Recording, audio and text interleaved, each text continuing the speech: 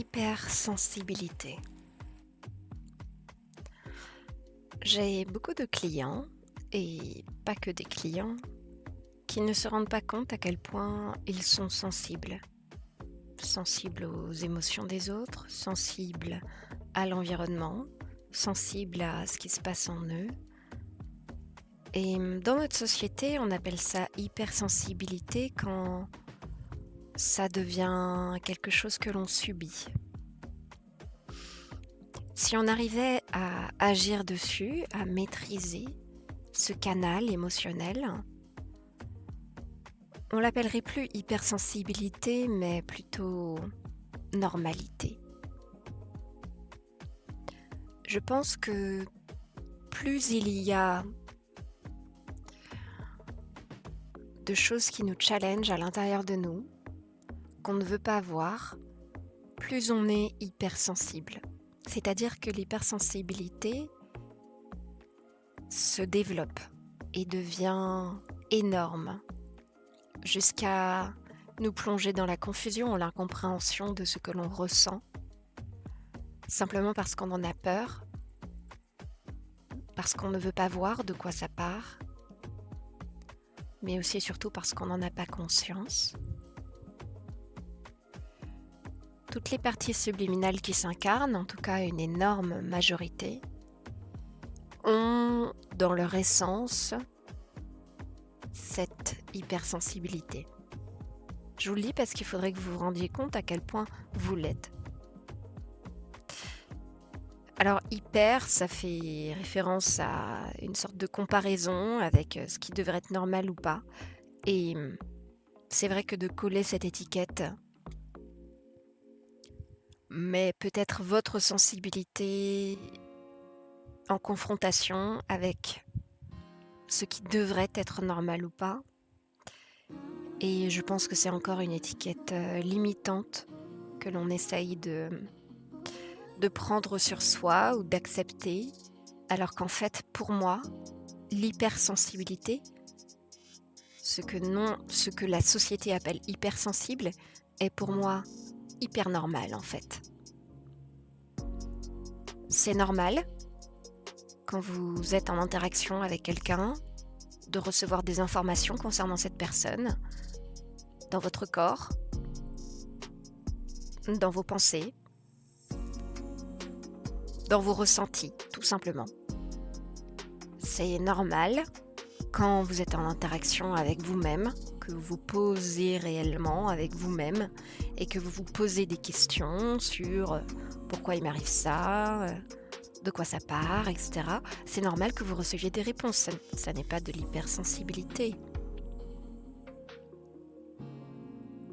C'est normal de se sentir complètement en souffrance avec l'autre. On appelle ça hypersensibilité, mais c'est hyper normal en fait.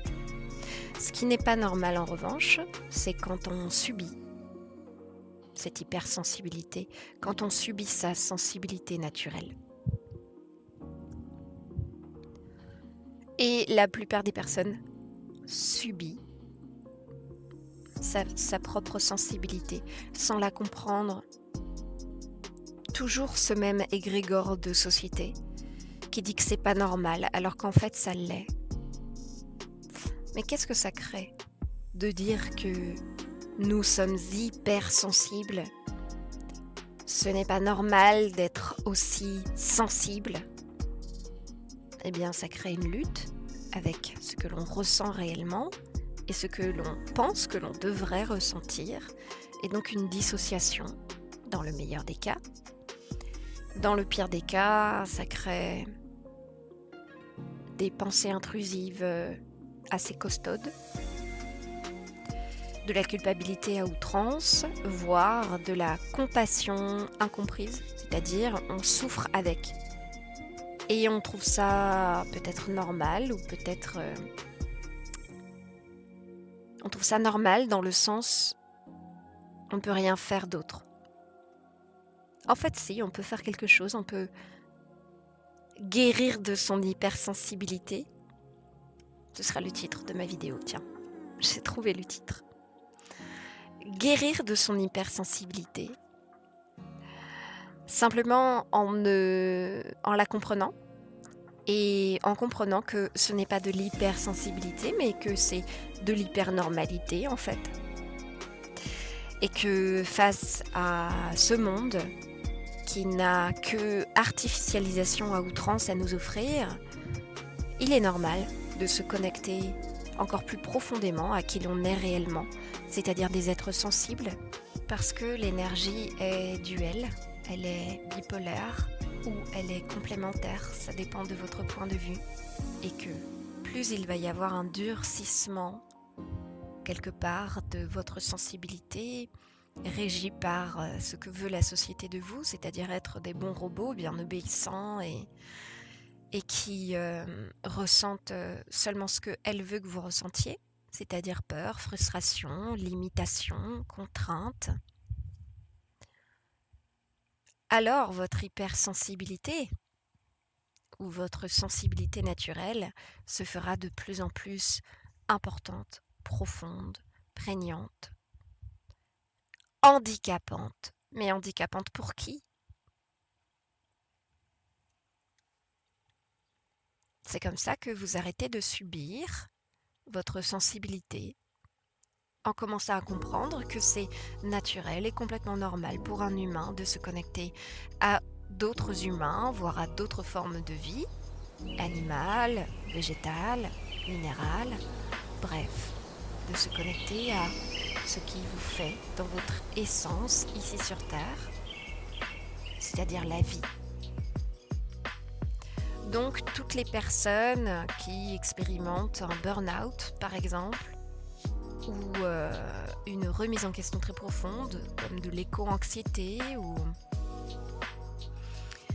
ou une perte de sens complète dans cette société, au vu de ce qui s'y passe, c'est complètement normal. Et que le burn-out, c'est normal et que c'est bénéfique. Le burn-out est bénéfique. Alors, ça n'est pas bénéfique pour votre travail, ça n'est pas bénéfique pour votre patron, ça n'est pas bénéfique pour vos collègues, ça n'est pas bénéfique pour votre salaire, ça n'est pas bénéfique pour votre qualité de vie peut-être, ça n'est pas bénéfique pour la société de consommation, mais c'est bénéfique pour vous. Parce que ça vous fait vous remettre en question, vous reconnecter à votre sensibilité naturelle.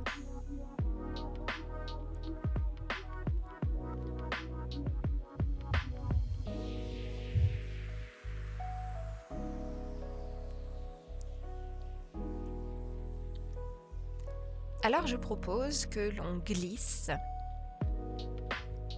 sémantiquement. Au lieu d'appeler ça hypersensibilité, nous appelons ça sensibilité. Ou alors nous appelons ça capacité naturelle. À partir du moment où l'on comprend que c'est une capacité, alors on comprend qu'on peut la développer et l'ouvrir et la fermer quand on veut, puisqu'il s'agit de nous, de notre corps, de nos ressentis, de nos émotions, de nos pensées.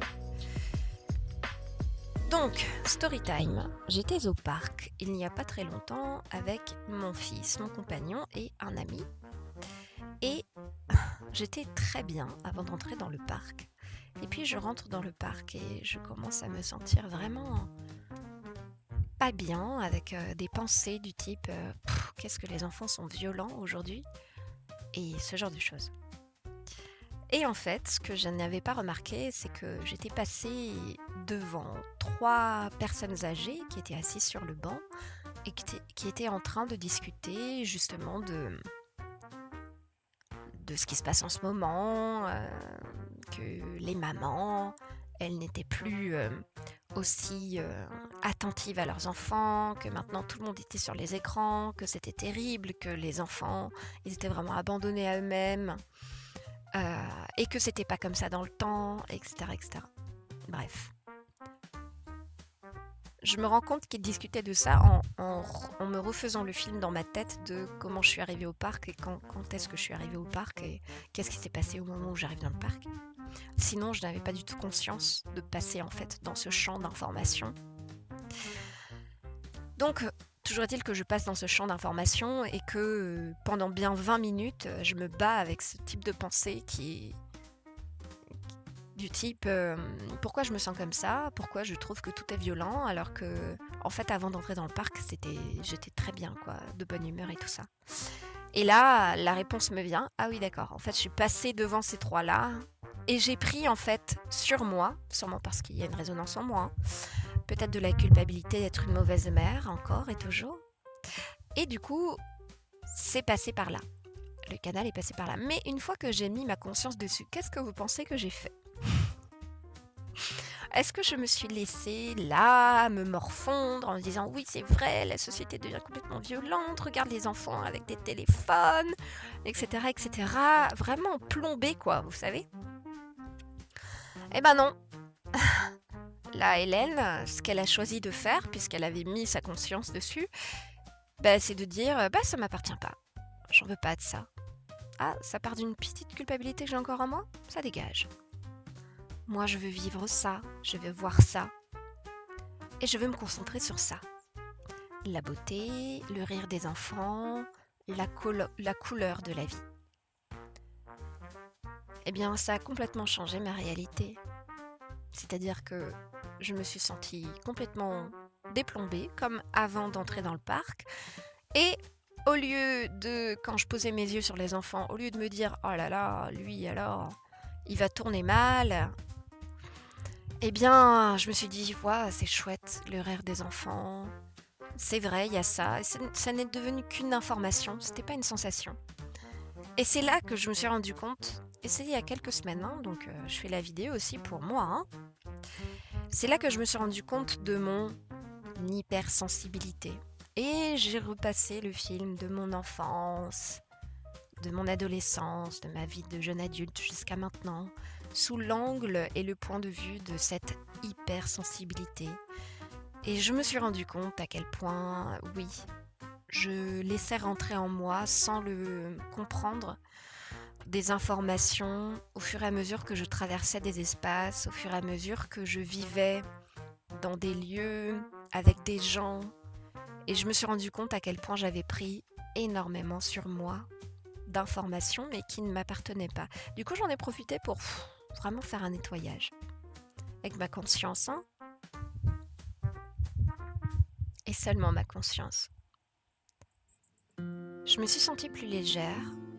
Tout ça, ça s'est neutralisé. Disons que c'est redevenu une information. Comme quand je dis en HRE à Sandrine, des fois quand elle a une sensation qui est désagréable, qui l'empêche de voir, qui la bloque dans ses ressentis, je lui dis, sors cette sensation. Souvent c'est du dégoût quand elle se retrouve face à, je ne sais pas moi, des ADN mélangés qu'on appelle communément démons. Et comme la vibration est très très très très basse, ça peut faire en sorte que l'on se sente comme dans du goudron, à se faufiler dans une ambiance vraiment glauque et avec beaucoup de dégoût associé. Donc des fois, il y a ça qui lui arrive. Et donc je lui dis, extirpe ça, ce n'est qu'une information, tu n'as pas la sensation. Eh bien c'est exactement ce que l'on peut faire avec cette sensibilité naturelle que l'on a tous. On peut faire en sorte de poser notre conscience sur les champs d'information que l'on traverse et que l'on prend. Et on peut choisir de n'avoir que l'information et non la sensation. Ce qui crée en fait une stabilité émotionnelle au fur et à mesure, puisque vous allez poser votre conscience sur ce corps émotionnel qui prend, mais au bout d'un moment, il ne peut plus prendre votre corps émotionnel. Donc ça, vous exprimez, ça crée des burn-out, ça crée de l'agressivité que vous ne comprenez pas, ça crée de l'apathie, ça peut faire toutes sortes de choses, mais en fait, vous répondez à des choses qui ne vous appartiennent pas. Ou, comme vous n'avez pas encore mis la conscience dessus, pour l'instant, vous pensez que ça vous appartient, mais en fait, vous savez que vous pouvez le dégager maintenant, après cette vidéo. Donc, dégagez tout ça, ça vous appartient pas, hein. Allégez-vous. Et vous allez voir que la vie est plus belle, la vie est plus colorée, la vie est plus... comment dire ? La vie vaut mieux la peine d'être vécue parce que là, Ce qui se passe en fait, c'est que à force d'être une éponge émotionnelle, eh bien, vous recevez des informations très anxiogènes, très plombantes, qui vous plongent dans l'apathie ou dans la révolte, dans la colère ou l'agressivité ou la perte de sens, la déprime, alors qu'en fait, vous pouvez vous dégager de tout ça, simplement en vous posant la question: est-ce que ça m'appartient vraiment?